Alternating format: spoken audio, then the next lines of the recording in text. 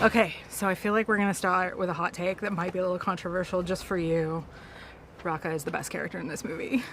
Oh, fantastic. Oh, Yeah? Fantastic. He's just... Amazing. He's incredible. Right? It's not controversial. I don't think that. Yeah. Would you agree? Yeah. I'm like, it's always hard to say that in front of another actor. I mean, and thank you for saying that. I really appreciate that, and I've heard that a bunch. And I think that Raka is a unique entity in this film, unlike and also I feel like he is a great shift.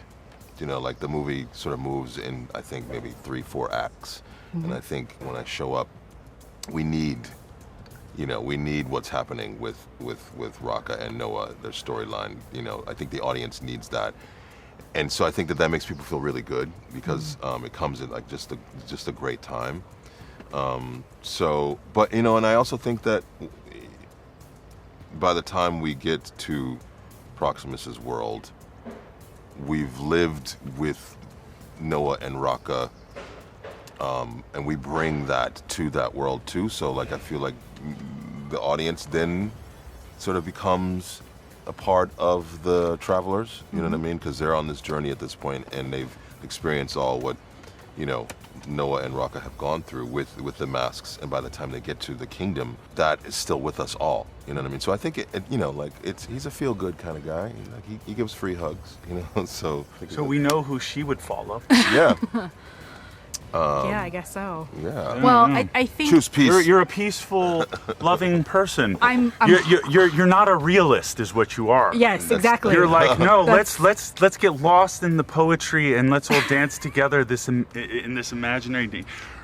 You will end up in a laboratory again. You will end up in a cage. True. Fear If gets you you follow nowhere. Fear this gets you nowhere. orangutan. Nowhere. Fear gets you nowhere. Fear leads to more fear, my dear boy. I don't even understand what he's talking about. You can learn how to rhyme. Fear will lead to more fear. See? You're going to end up. Try it.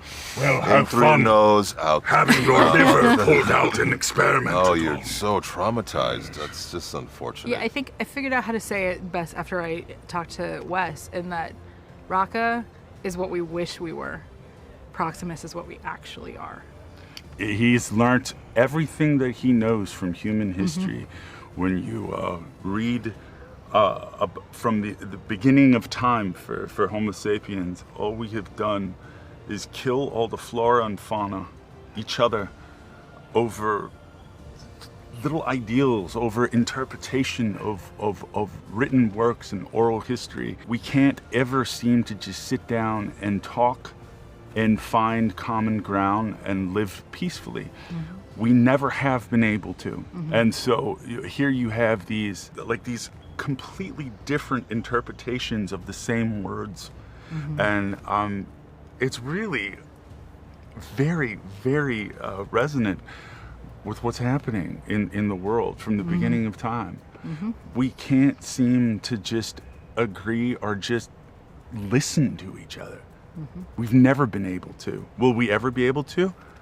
Human history teaches us that we're probably not going to. I hope we will. So it's really nice to say, apes and humans were together. He's saying that because he got that through books, through the word, or spoken word. I'm getting it from humans, and I'm reading the human books going, no, humans are messed up. This movie serves as a mirror to us.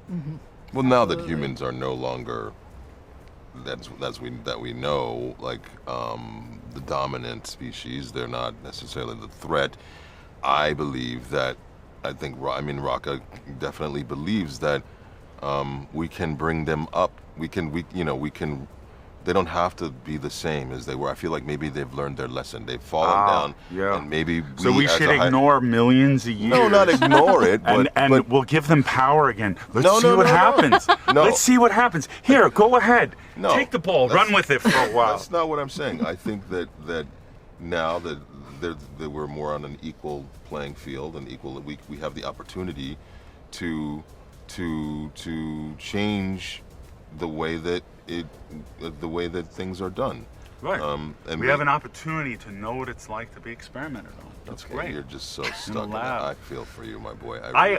I can't wait for the opportunity to get feel into a for you. cage and just have food thrown I'll at me. never be in a cage. Like we can have baby humans and baby apes together in school, learning and teaching and growing further. We can teach the humans how to use their bodies more efficiently. You know, we can teach them skills that we've learned, and we can share knowledge. We have been talking about how we need to do a little short We should have a where TV show, Proximus and Raka have a monthly dinner.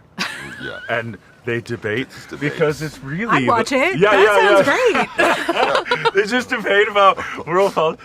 Kevin, and you know, like we're actually friends. We actually connect a lot, but the characters have such incredibly different beliefs that you know it's really fun because we both get so deeply behind our characters, and when we start talking, it's become this incredible kind of debate. Speaking for our characters, because really we're kind of opposite of our characters in a way. Like we were talking about that earlier, right? Like in some ways we're very different. Yeah, I mean, I don't think I'm that different than Raka, and I'm actually not. Peter's not that different than Proximus. You know what I mean?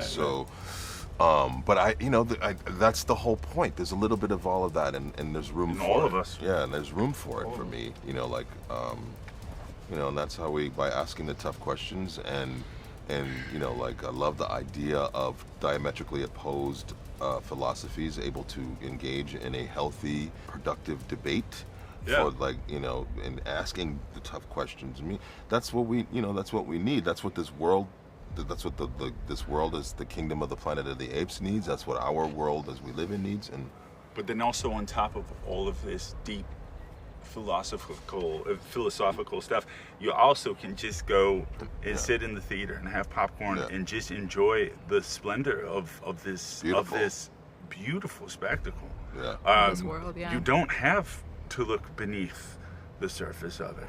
You know, like you could just enjoy it the way that you would enjoy a lot of films that you go to. If you choose to look beneath, there's a heck of a lot to unearth, as you could tell in the passion that we have. Speaking of these characters, it's amazing. And it's a great deal of fun to improv, but debate. And on that level, you can go to this film and just have fun with it. And not feel beaten over the head with messaging. Of course. And it depends on how deep you want to delve into it yourself. Multiple viewings, right? The first time you could just eat your popcorn and have fun, and then you'd be like, wait a second. You know, that was like looking in the mirror, really. It's like, you know, I need to put on my cardigan with the elbow patches and go and really and observe. But it's you know, it's something there for everyone. It's big, you know, action, you know, loud, and then there's like quiet, you know, beautiful, still, serene moments too. So there's a smorgasbord of food on the table, you know, to be able to take away from or to take away to engage in. I mean, there's something for everybody, and like that's cool, and that's the experience I like. Going to the movies, you know, like otherwise I'll just stay at home. So don't stay at home. Go see this movie in the on the biggest screen. It's fantastic. I really loved it. Biggest screen possible. Get out there and see Kingdom of the Planet of the Apes. Thank you. All right, thank you. I guess that's all the time we have. Run, Thank you so much.